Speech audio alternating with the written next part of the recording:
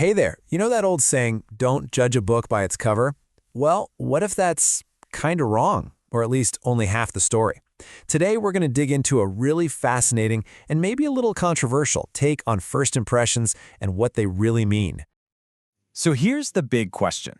Can you actually trust that gut feeling? You know, that instant take you get on someone. We're always told to be cautious, right? To look beyond the surface. But the idea we're looking at today, it turns that advice completely on its head. Yeah, you heard that right. The claim is your first impression is exactly who that person is.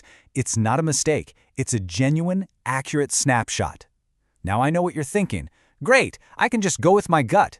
But not so fast. This is where the paradox, the real twist, comes in. All right, so let's break this down. How can something be 100% true, but also incredibly dangerous at the same time? It sounds like a total contradiction, right? Well, the secret isn't about what you're seeing. It's all about what you're missing. And this is the number that changes the whole game, 30%. That's it. In that first encounter, you're only seeing 30% of who that person is, or what a situation is really about. So that spot-on first impression, yeah, it's just a tiny piece of the puzzle. And when you see it like this, the trap becomes so obvious, doesn't it? You're making a huge call based on this tiny 30% slice that you can see, while this massive 70% is still completely in the dark.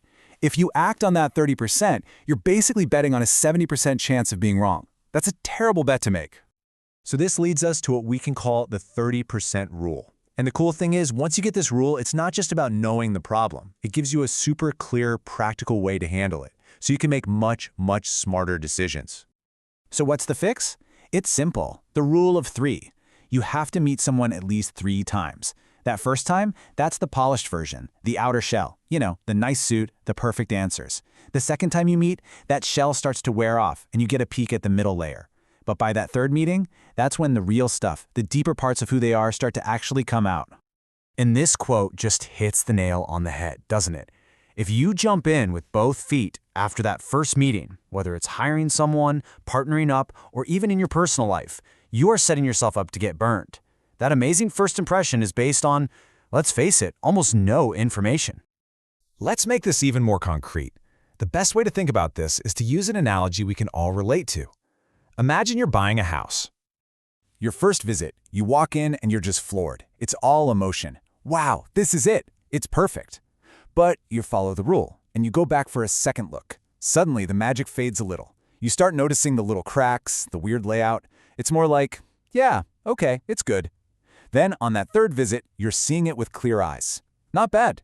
Now just think, what if you'd made an offer after that first visit? This simple 3-visit system saves you from major regret, and it works for people just as well as it does for houses. Okay, so this whole rule of 3 thing isn't just a clever trick to avoid bad deals.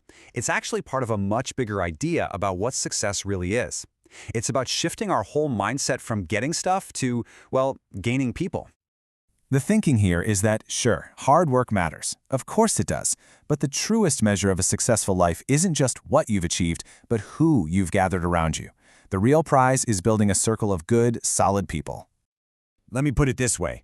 Making money is temporary. It comes, it goes. But when you acquire good people, when you build real relationships, you're creating your own personal economy, an economy of trust and support that helps you thrive in the long run. And that brings us to the final piece of this puzzle, and honestly, it's the most powerful one.